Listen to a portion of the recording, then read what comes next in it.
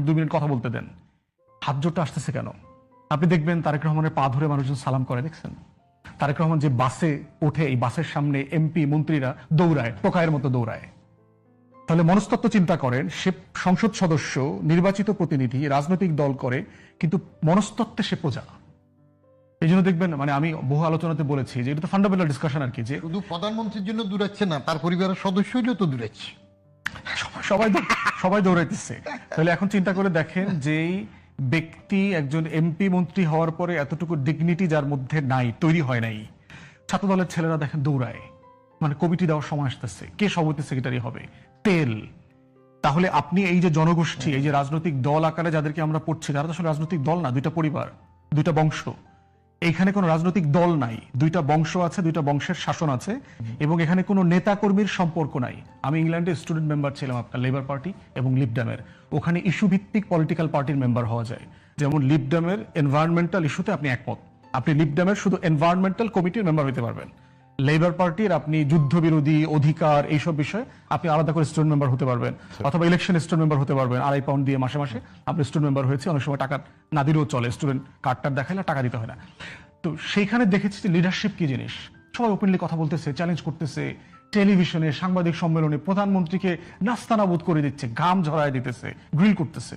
আর এখানে আমাদের প্রধানমন্ত্রীকে কিভাবে তোষামত করে, তেল দেয়। আপনাদের কলিগরাই যায় সেসব জায়গাতে গিয়ে কথা বলছে।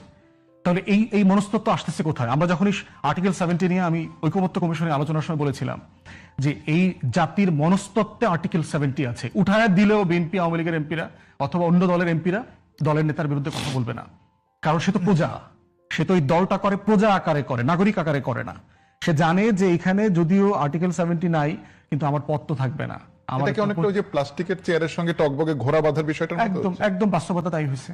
তাহলে এই মনস্তত্ত্বের যে প্রজা, আমরা যে জমিদারি প্রথার মধ্যে ছিলাম, হিন্দু জমিনদারি সিস্টেম এবং ব্রিটিশ কলোনিয়াল রুল, এই দুই সিস্টেমের জাতাকলে সেন্স অফ ডিগনিটি, জাতির নাগরিকদের ভিতরে যে মর্যাদা বোধ না কেউ থাকলেও ইরানিয়ানরা দেখায় দিয়েছে, অভাবে অনটনে দুঃখে কষ্টে কিভাবে জাতিকে জাতি আকারে রাখা যায়, লড়াই করা যায়। মরতে গেলে দেখবেন বোম্বিং এর ভিতরে তারা তো জানাজা পড়তে গেছে, তাদের তো আশঙ্কা ছিল। এবং ইমাম খামেনি কিন্তু জানতেন যে এখানে বোম্বিং করা, তাকে জানানো হয়েছে এখানে বোম্বিং করা হবে। তা এখন সে বলতেছে যে আমি এখানে না থাকলে আমার কলিগরা তো মারা যাবে, এই বিল্ডিং এ বোমটা না পড়লে তো পাশের বিল্ডিং এ তো পড়বে, কেউ না কেউ তো মরবে। তাহলে অন্য নাগরিকদের যেখানে জীবনের নিরাপত্তা আমি দিতে পারছি না, সেখানে আমি কিভাবে জীবন নিয়ে বেঁচে থাকি? তিনি কিন্তু রুম থেকে যান নাই, তাকে বলা হয়েছে। এবং মোসাদের একজন এজেন্ট জেনারেল ধরা পড়েছে, সে 8 মিনিট আগে ওই রুমটা ছেড়ে চলে গেছে, ওই রুমের মিটিং এ সেও ছিলেন। ওই সে কেন বেরিয়ে গেলেন 8 মিনিট আগে, ওইটার ক্লু ধরে তার ফোন ট্যাপ ট্যাপ করে তারপরে হচ্ছে তাকে ধরেছে এবং তাকে ফায়ারিং স্কোয়াডে নিয়ে মেরে ফেলছে ইতিমধ্যে। তাহলে আমার রাষ্ট্রের এই প্রজা মানসিকতা থেকে কবে আমরা উঠে আসতে পারবো? আপনি দেখবেন এই সব জায়গায় আমাদের টিচারদের সামনে স্টুডেন্টরা দেখবেন প্রজার মতো আচরণ করে। আমাদের বসদের সামনে, বুদ্ধি ভাইরা তো অনেক বড় বড় বস ছিলেন, ওনার জুনিয়র অফিসার ওনাদেরকে স্যার বলতে বলতে মুখের ফেনা বার হয়ে যাইতেছে, স্যার স্যার স্যার স্যার করতেছে মনস্তত্ত্বে। জাজদেরকে আপনার মাই লর্ড বলতে হয়, আপনার খোদা। জাজরা কি আমার খোদা? আমার বানাইছে তারা? তাহলে এই যে টোটাল কাঠামোগতভাবে আপনি মানুষকে কোনো সমাজে প্রশ্ন করতে দিচ্ছেন না, স্বাধীনতা ভোগ করতে দিচ্ছেন না, তাকে নাগরিক করছেন না, তাহলে আলটিমেটলি দিন শেষে তাই তো হবে। আপনি কিছু কর্মচারী, প্রজা, এমপি মন্ত্রী পাবেন যারা আপনার হয়ে লড়াইটা করবে না, কথাটা বলবে না। কথা বলছি রাজনীতি, নৈতিকতা, জবাবদিহিতা নিয়ে আলোচনা করছেন এবি পার্টির সাধারণ সম্পাদক ব্যারিস্টার আসাদুজ্জামান ফুয়াদ এবং সাবেক সচিব ও জাতীয় রাজস্ব বোর্ডের সাবেক চেয়ারম্যান বদিউর রহমান। বদিউর রহমান, আলোচনা আমরা শেষ করেছিলাম যেখানে বিরতির আগে ব্যারিস্টার ফুয়াদ বলছিলেন যে রাজনৈতিক দলের নেতাদের মধ্যে এক ধরনের প্রজাতান্ত্রিক মনোভাব আছে, কারণ সে তার সুপ্রিম লিডারকে এক ধরনের রাজা হিসেবে ট্রিট করতে চায়। এটি সব দলের মধ্যে আছে। আপনার কাছে দুটো বিষয়ে একদম স্পষ্ট জানতে চাই। এক, সবশেষ শরিকদের নিয়ে প্রধানমন্ত্রী তারেক রহমান এবং বিএনপি চেয়ারম্যানও তিনি শরিকদের নিয়ে বসছিলেন এই আমাদের কাছাকাছি যমুনাতে, এবং সেখানে নৈশভোজ হয়েছে। মজার বিষয় হচ্ছে সেখানে যতটা না আলোচনা হয়েছে তার মানে গণমাধ্যমে এসছে যে শরিকদের আসলে অনেক যে বঞ্চনার জায়গা রয়েছে এবং তারা বেশ কিছু সুবিধা নিয়ে আলোচনা করেছেন এবং তারা বলেছেন যে তারা কেউ সরকারে থাকতে চান, কেউ আবার কিছু রাষ্ট্রীয় সুবিধার আকাঙ্ক্ষার কথা বলেছেন। এই যে এত বড় একটা পরিবর্তন হয়ে গেল, মাঠের আন্দোলনে ছিলেন এই দলগুলো, তারা সেই বিষয়ে যতটা না আলোচনা করলেন তার চেয়ে বেশি গণমাধ্যম অনুযায়ী যে তারা তাদের মানে প্রাপ্তি অপ্রাপ্তি নিয়ে আলোচনা করছেন। এটি কি আসলে আমাদের রাজনীতির যে একদম মূল, যে সবসময় ক্ষমতা কেন্দ্রিক এবং বলা চলে স্বার্থ কেন্দ্রিক, সেদিকে ইঙ্গিত দেয় কিনা? অবশ্যই আমাদের এই 55 বছরের রাজনীতি মোটামুটিভাবে আমি যেভাবে দেখে আসছি, এবং আমি তো মোটামুটিভাবে 62 থেকে কিছু ছাত্র আন্দোলন প্রথম ওই যে শিক্ষা কমিশন রিপোর্ট যেটা বেরোলো, শরীফ শিক্ষা কমিশন, সেটার বিরুদ্ধে আইয়ুব খানের আমলে আন্দোলন থেকে জড়াইলাম, অবজার্ভ করতাম বেশি, ডাইরেক্ট কোনোটাতে যোগ না দিলেও দেখতাম। তাতে আমাদের রাজনীতিটা হয়ে গেছে বাজনীতি। আমি সবসময় বলি রাজনীতির রয়ের নিচে একটা বিন্দু আছে, র হয়, নাহলে এটা ব থাকে। তো বিন্দুটা আমি সবসময় নিয়ে নিই, আমার কলামে লিখছি বিন্দুটা নিয়ে এলে ওইটা হয়ে যায় বাজনীতি। তো বাজনীতি কি? বাজ পাখির নীতি। বাজ পাখির নীতি কি? অনেক দূরের থেকে শিকার লক্ষ্য করে, সো মারে, শিকার যদি নাও পায় পশকে যায়, খড়কুটা হইলেও নিয়ে নেবে। আমাদের রাজনীতিতে প্রত্যেকের with a very few exception সবটা আখের গুছানোর ব্যবস্থা থাকে। তা না থাকলে শেখ হাসিনা যখন দুঃখ করেন যে বঙ্গবন্ধুর হত্যার পরে আওয়ামী লীগের এত মানুষ কেন আসে না, আওয়ামী লীগের শ্রেণী চরিত্রের মধ্যে সবাই নিজের স্বার্থ নিয়ে ব্যস্ত ছিল। গুটি কয়েক, বঙ্গবন্ধু থেকে সৈয়দ নজরুল বা ওই প্রথম সারির গুটি কয়েক ছাড়া আর সবাই ছিল কিন্তু আপনার আখের গুছানোর তালে, যা ঘটে। ঠিক ওই সময় আমি এটার বিপরীতে একটা কলামে লিখলাম যে শেখ হাসিনা এমন ভাবার কোনো কারণ নাই যে বঙ্গবন্ধু হত্যার পরে আওয়ামী লীগের কেউ আসে নাই, তার বেলায় এরকম কিছু ঘটলেও কেউ আসবে না, কারণ তার শ্রেণী চরিত্রের মধ্যে হলে সবাই তার সম্পদ নিয়ে ব্যস্ত। এটা কি পালানোর আগেই বলছিলেন? হ্যাঁ, পালানোর আগেই বলছিলেন? হ্যাঁ, ওইগুলো লেখা, বইতে লেখা হয়ে গেছে এগুলা। আচ্ছা, আমি তো বইতে সরাসরি লিখছি, ইউনুস সাহেবের উপরে আমার 4-5টা লেখা আছে। এর মধ্যে আমি ওই যে 11 মাস আগেই উনি আসতেছেন লিখছি, যে 5ই সেপ্টেম্বর 2023 আমার কলামে লিখলাম যে ফিনিশিং দিলাম, এবার বাইরে শোনা যাচ্ছে একটু সুযোগ হইলে তিনি এসে যাচ্ছেন।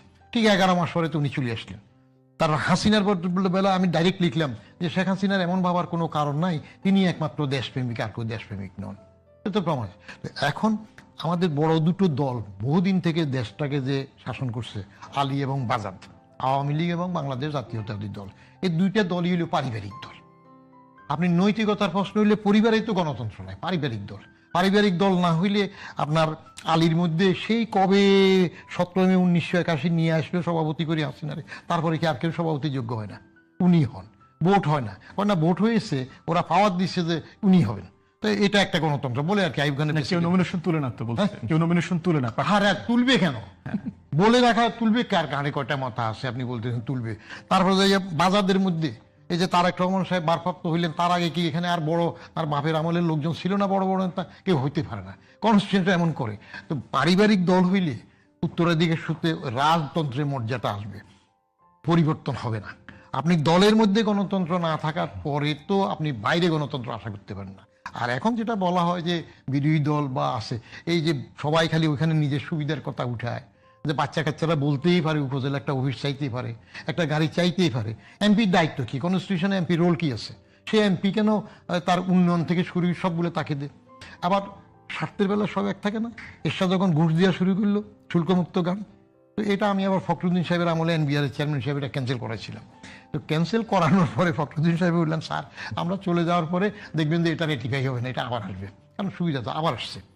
আবার সচিবদেরকে, আমলাদেরকে যখন হাসিনা ঘুষ দেয় যে গাড়ি, বিনা সুদে গাড়ি, আপনি চিন্তা করতে পারেন কত অনৈতিক হইতেছে।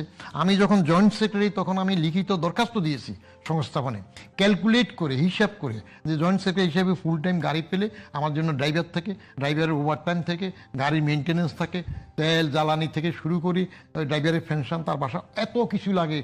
বললাম যে কিচ্ছুর দরকার নাই, আমাকে স্বল্প সুদে, আমি ফ্রিও চাই নাই, 4-5% ইন্টারেস্টে গাড়ি দাও, লোন দাও, আমি গাড়ি নিজে চালাবো, সরকারের গাড়ি নেব না। তখন এস্টাবলিশমেন্ট মিনিস্ট্রি, এখন যেটা জনপ্রশাসন। তো এখন জনপ্রশাসন আছে না আমার জনদুঃশাসনের মন্ত্রী, আমি বুঝতে পারি না এখনো। তো কারণ লোক সিলেক্ট করার সময় এইবারও তো চিহ্নিত করাপ্ট, জেল খেটেছে, নৈতিক স্খলন আছে, সবকিছু প্রমাণিত, সবাই জানে, হিয়ারসে থেকে সব। আপনি তারও তো ক্ষমতায় ভাগ দিতেছেন, আনতেছেন, আপনার জন্য কাজ করেছে। তো নৈতিক স্খলন থেকে যে আসবে সেটা হবে। অতএব এটা জুলাইয়ের যে স্পিডটা, এরা ক্ষমতা চায় নাই, সেই জন্য আসলে রাজনীতি করবে চায় নাই। আকবরের বৈরাম খার মতো ইউনুস সাহেব তাদের বৈরাম হয়ে করতে গেছে, কিন্তু গাইড করতে পারে নাই, যে জন্য মব কালচার হয়েছে, বঙ্গবন্ধুর বাড়ি ভেঙেছে, এবং একটার পরে একটা বেশ মিলে এখন মব করে। অতএব নৈতিকতার প্রশ্নে বলেন যেটা বলেন, ইনি যেটা বললেন একটা গুরুত্বপূর্ণ কথা, প্রজার মানসিকতা নিয়ে সবাই থাকে। সবাই তো আর পুরু হবে না। আলেকজান্ডার বাচ্চা ছেলে 33 বছরে সারা পৃথিবী জয় করে ফেলছে, হ্যাঁ, ফিলিপের ছেলে আলেকজান্ডার। তো পুরুর মতো তো সবাই হবে না, যে কেমন ব্যবহার চাই। হ্যাঁ, আবার আলেকজান্ডার তার ফন্ডি ডাইনোসি ফন্ডির কাছে গেলে হবে না, তো কি চান বল, কিছু চাই না, যেটা দিতে পারো না রোদ সেটা থেকে সরে দাঁড়াও, আমার রোদটা পাই। তো এইটা বলার জন্য যেটা দরকার সেইটা আশা করেছিলাম এরা হবে নূতনরা, কিন্তু তারা ডিরেল হয়ে গেছে, দে হ্যাভ লস্ট দেমসেলস। এবং শেষের দিকে প্রেশার গ্রুপ সেপারেট না থেকে তারা ক্ষমতার জন্য, এমপি হওয়ার জন্য কেমন তারা জামাতের পকেটে ঢুকে গেছে। তো দে লস্ট দেমসেলস অ্যাগেন। কুড়ালটা তাদের, পাটাও তাদের, যে হাতে ধরেছে হাতও তাদের, তাদের নিজের হাতে নিজের কুড়িয়ে দিয়ে নিজের পাতে কাটছে। তো তাহলে ভরসা কোথায় পাবো? হ্যাঁ, জামাতের একটা প্রশংসনীয় দিক আছে, যদিও তার যুদ্ধ অপরাধীর থেকে শুরু করে সেগুলো আমি বলি। জামাতের ক্যাডার যারা থাকে, লোক যারা থাকে, এত রেজিমেন্টে ট্রেন্ড হয়ে যদি একবার শিখাই দিতে পারে যে বদিও নামের ফার রক কাটিয়ে দেবে, এসতে দেবে, কেটে ফেলবে, এটাতে কোনো দ্বিমত নেই। এবং তাদের ডিসিপ্লিন কত কঠিন আমি সেই স্বাধীনের পরপরও দেখেছি। বাইতুল মুকাররমে মিটিং হচ্ছে, ওই যে এখানে বাইতুল মুকাররমের সামনে ছাদের উপর হইতো না, যেখানে মোস্তাকের মিটিং 7টা বসাইলো, মিটিং হচ্ছে, পূর্ব পাশের গেটে একজন ডিউটি বসছে, আমার দেশের ছেলে। বললাম তুমি মগরিবের নামাজের আজান নামাজ পড়তে যাবে না? শিবির তখন ছাত্র সংঘ ছিল পাকিস্তান আমলে, পরে শিবির। বলে যে আমার এখানে ডিউটি। তো তোমার ডিউটি আল্লাহর আজানের পরে ডিউটি বেশি? বলে যে না, মক্কা শরীফেও তো ওই যে পুলিশ ডিউটি করে, আমার ডিউটি আরেকজন নামাজ পড়ে আসবে, তারপর আমি যাব। সবচেয়ে প্রশংসনীয় হলো জামাতের একটা প্রশংসনীয় হলো তারা কর্মীদেরকে পুষে। জেলে কর্মী থাকলে তাদেরকে, পরিবারটাকে দেখে। আমি নিজে এক পরিবারকে জিজ্ঞেস করলাম, মাগো তোমার বড় ছেলেটাই তো এখন কাশিমপুর কারাগারে, চলতেছো কেন? চাষা আল্লাহর কাছে দোয়া করি আমার ছেলেটা আরো 1 বছর জেলে থাকুক। কেন? বলে যে ও থাকতে যেটুকু রোজগার করে যেভাবে ছিলাম, ও জেলে থাকাতে আমি এতে ভালো আছি, পার্টির থেকে সব দিয়ে। খেয়াল করেন আরেকটা গুণ আমি দেখেছি, আমি যখন ক্যাবিনেটে জয়েন্ট সেক্রেটারি, এই যে এখন জামাত আর এরা বিরোধী দল না, আসলে এক দল, বাজাদ আর বাজাই একই দলেরা, বাংলাদেশ এটা এক দল। তখন জামাতে যে 2টা মন্ত্রী ছিল, তারা কোনো নিজেদের প্রাইভেট মিটিং করার সময় সরকারের পয়সায় মিটিং করতো না, নিজেদের ফান্ড থেকে করতো, চাও খেত না। এটা স্ট্রিক্টলি এগুলা এডহেয়ার করে। শেরফত, তারুণ্যের কথা উঠলো, 2টা বিষয় জানতে চাই। এক, বাংলাদেশের তারুণ্য বিশেষ করে জুলাইয়ে যারা নেতৃত্বে ছিল সামনের কাতারে, তাদের একটা রাজনৈতিক দল আছে এবং সেই দলটি গঠন করার পর বিভিন্ন জায়গা থেকে মনে হচ্ছে তারা একটা আক্রমণেরও শিকার। হ্যাঁ, কারণ কেন তারা জুলাই করলো এরকম একটা পাপ বুঝি তাদের আছে, সেটি একটা দিক। আবার এটিও ঠিক যে সম্পূর্ণ পরিশুদ্ধ একটা রাজনৈতিক দল তো তারা না, সেটিও মানে নিশ্চয়ই স্পষ্ট, ভুল ত্রুটি তাদের আছে। এই আক্রমণ এবং সব মিলে আপনার কি মনে হয় যে বাংলাদেশের যে তারুণ্য, যারা এলো না সামনে, চলে গেল, ঘরে ফিরে গেল, এবং যারা থাকলো রাজনীতির মাঠে, তাদেরকে নিয়ে আপনার আশাবাদ? 2 নম্বর হচ্ছে প্রতিবেশী দেশে নিশ্চয়ই দেখতে পাচ্ছেন যে সেখানেও তারুণ্যের একটা জোয়ার, হঠাৎ করে একটা মাত্র মন্তব্য, তাতে ককরোচ জনতা পার্টি গঠিত হয়ে গেল এবং সব বাঘা বাঘা রাজনীতিবিদরা এসে এখানে সংহতি জানাচ্ছেন, এবং সব মিলিয়ে মনে হচ্ছে যে সংসদ ভবনের আশেপাশে একই রকম সিনারিওতে ঢেউটা ধীরে ধীরে আগাচ্ছে। তো তারুণ্যের প্রতি বাংলাদেশ বা দক্ষিণ এশিয়ার তারুণ্যের প্রতি আপনার আশাবাদের জায়গাটা কেমন? দেখেন, আশাবাদের জায়গাটা হচ্ছে ডিপেন্ড করতেছে লিডারশিপের উপরে। সাধারণত আপনার সমাজের অধিকাংশ মানুষই হচ্ছে খুবই সেলফ সেন্টার্ড, তারা নিজেদের জীবন নিয়ে ব্যস্ত, নিজেদের খাওয়া পড়া লেখাপড়া এগুলো সেগুলো এনজয় করে, এগুলো নিয়ে ব্যস্ত থাকে। তারা দেখবেন সমাজ, রাষ্ট্র, দেশ এগুলো নিয়ে খুব ভাবনা তাদের থাকে না, এবং ন্যায্য কারণে অনেক সময় করা যায় না। একটা মধ্যবিত্ত ঘরের মানুষ পল্টনে, কাকরাইলে, মতিঝিলে 6টা পর্যন্ত কাজ করে যখন ভিক্টর ক্লাসিকে করে আপনার উত্তরবাড্ডা যাবে, শাহজাদপুরে যাবে, তার আসা যাওয়ার যে লড়াই, এটাই তো তার জন্য জুলাই প্রতিদিন। এটাই মনে হচ্ছে র্যাব তাকে গুলি করতেছে, এটাই মনে হচ্ছে যে ভিক্টর ক্লাসিক তাকে বিজিবির মতো করে শুট করতেছে, তার যে পরিমাণ টপ টপ করে ঘাম ঝরতেছে, ওঠা নামার যে লড়াই। মহিলা হইলে তো এটা মোটামুটি 3-4 গুণ 10 গুণ বেড়ে যাবে আর কি। তাহলে সে আসলে কখন দেশ নিয়ে ভাববে? তার পত্রিকা পড়ার সময় কোথায়, প্রস্রোত কোথায়, মন মানসিকতা কোথায়? এই জন্য পশ্চিম যেটা করেছে, দেশ নিয়ে ভাববার জন্য আলাদা প্রতিষ্ঠান তৈরি করেছে, যে এদের কাজই হলো শুধুমাত্র লেখাপড়া করবে, দেশ নিয়ে ভাববে, ইস্যু ভিত্তিক গবেষণা করবে, ডিপার্টমেন্টগুলোকে পরিচালনা করবে, পরামর্শ দিবে, লিখবে। গণমাধ্যমে এই রোলটা একটা মোটা দাগে এবং গবেষণা প্রতিষ্ঠানগুলো পালন করে। এখন আমাদের তরুণদের ব্যাপারে আমরা সবসময় দেখেছি যে আমাদের ছোটবেলা থেকে খুবই অরাজনৈতিক করে তৈরি করা হয়। আপনি রাজনীতিবিদ হওয়ার প্রয়োজন নাই, কিন্তু রাজনৈতিকভাবে সচেতন না হলে আপনি তো নাগরিক হচ্ছেন না। আপনি দেখবেন ছোটবেলা থেকে আমাদের বাবা মারা কি বলেছে, এই দল টল করবি না, মিছিলে যাবি না, রাজনীতি করবি না, এইসব খবর টবর দেখার দরকার নাই। মানে যত বেশি তাকে একটু বলদ ভালো মানুষ বানায় রাখা যায় দেখবেন, আমাদের ঘাড়ে 8টা 10টা, বাচ্চাদেরকে এখনো দেখবেন মানে 4, 5, 6-এ পড়ে, মানে ব্যাগ জাগাইতে পারতেছে না, এই পরিমাণ আপনার কান্দে বই দিয়ে দিছে আর কি। তাকে টিচার বলতেছে যে ভালো ছাত্রকে, ভালো ছেলেকে, ভালো মেয়েকে তার একটা ডেফিনেশন আছে। সে শুধুমাত্র বাসায় থাকে, শুধুমাত্র কথা শোনে, শুধুমাত্র লেখাপড়া করে, শুধুমাত্র কোচিং এ যায়, শুধুমাত্র টিউশনিতে যায়, আবার শুধুমাত্র হোমওয়ার্ক করে, আবার শুধুমাত্র স্কুল কলেজে চলে যায়। সে হচ্ছে আমাদের সমাজের দৃষ্টিতে ভালো ছেলে, ভালো মেয়ে। যে ছেলেটা রাজনীতি করে দেখবেন তাকে কিন্তু সমাজ খুব আট চোখে দেখে। আমরা যারা ছাত্র জীবন থেকে রাজনীতি করতেছি, এই ছেলেটা নষ্ট হয়ে গেল, মানে এত মেধাবী ছেলে একদম স্পয়েলড হয়ে গেল। তো এই কাঠামোর ভিতর থেকে আপনি তরুণদেরকে কিভাবে দেখতে চান?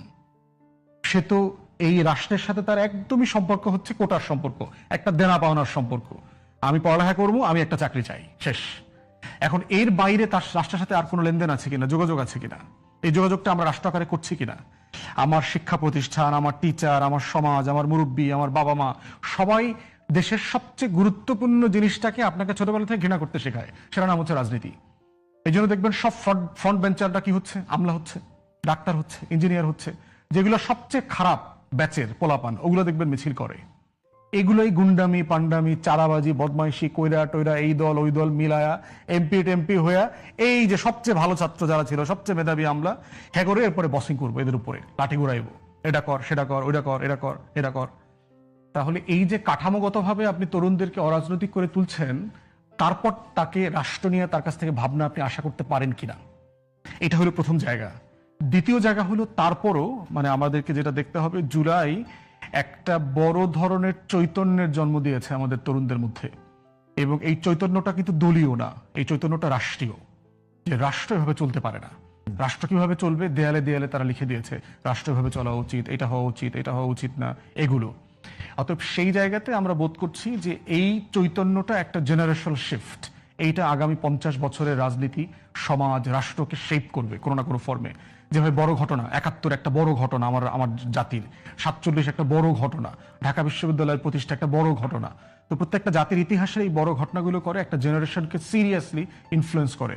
এবং আপনি দেখবেন মোদি ভাইদের জেনারেশনের পরে সবচেয়ে মেধাবী বাল্ক ছেলেমেয়েরা পলিটিক্সে আসছে এই 24-এর পরে। আমেরিকা থেকে চলে আসছে, লন্ডন থেকে চলে আসছে, ইউরোপের ভালো প্রফেশন, কেরিয়ার সব ফেলে চলে আসছে, দেশে পলিটিক্স করবে। এবং দেশের একটা বিশাল শিক্ষিত জনগোষ্ঠী, ইয়াং টপার স্টুডেন্টরা এখন পলিটিক্স নিয়ে যথেষ্ট আগ্রহী, তার রাজনীতিটা করতে চায়। হয়তো রাইট প্ল্যাটফর্ম পাচ্ছে না, রাইট এনভায়রনমেন্ট পাচ্ছে না, রাইট অপরচুনিটি পাচ্ছে না, কিন্তু করতে চায়। তো এই জন্য আমি তরুণদেরকে নিয়ে খুবই আশাবাদী সবসময়, এবং তরুণদেরকে নিয়ে আমাদের এই কাজটা করতে হবে। দিল্লিকে নিয়ে যেটা কাজ করেছেন, মোটা দাগে হচ্ছে কি আপনার ভারতবর্ষে স্বাধীনতার আন্দোলনের কিন্তু প্যাটার্ন আছে। পুরো প্যাটার্নের ভিতরে দেখবেন, আপনি যদি মুসলমান সম্প্রদায়ের আজাদির আন্দোলনের প্যাটার্ন দেখেন, আপনি হিন্দু সম্প্রদায়ের আজাদির আন্দোলনের প্যাটার্ন একরকম দেখবেন না। মুসলমানরা দেখবেন সবচেয়ে বেশি সশস্ত্র আন্দোলন করেছে ব্রিটিশদের বিরুদ্ধে। গান্ধী কি করছে? কদিন পর পর রোজা রাখে, অনশনে বসে যায়, সে নিজে মাইর খায়। আপনার সুগার ওয়ার্কার, চিনি কলে কাজ করে শ্রমিকদের আন্দোলনে গেছে, কর্মসূচিটা হচ্ছে আজকে সব শ্রমিক কাজ করবে না, এবং তারা ওটার সামনে এসে বসবে, তাদেরকে পিটাবে, পিটায় পুলিশ গ্রেফতার করে নিয়ে যাবে। এবং আমরা সেই ঐতিহাসিক ভিডিওগুলো দেখেছি, তখনকার পিকচারগুলো আর কি, পুলিশ আসতেছে, সবাইকে পিটাচ্ছে, সবাইকে নিয়ে চলে যাচ্ছে, মানে অহিংস একটা প্রসেস। এই প্রসেসের মধ্য দিয়ে ভারতবর্ষ কোনোদিন স্বাধীন হইতো না যদি হিটলার না থাকতো, যদি ইউরোপ ধ্বংস হয়ে না যাইতো। অতএব এই জনগোষ্ঠী, তাদের যে ল্যাঙ্গুয়েজ দেখতে পাচ্ছি, এবং যেই লেভেলের একটা ফ্যাসিস্ট বিজেপির হিন্দুত্ববাদী সরকার ওখানে ক্ষমতায় আছে, এই ধরনের খুবই সফট অ্যাপ্রোচের প্রোটেস্ট দিয়ে তেলাপোকারা যেটা হবে, তারা কামড় খেয়ে অথবা পায়ের নিচে পিষ্ট হয়ে মারা যাওয়ার সম্ভাবনা আছে।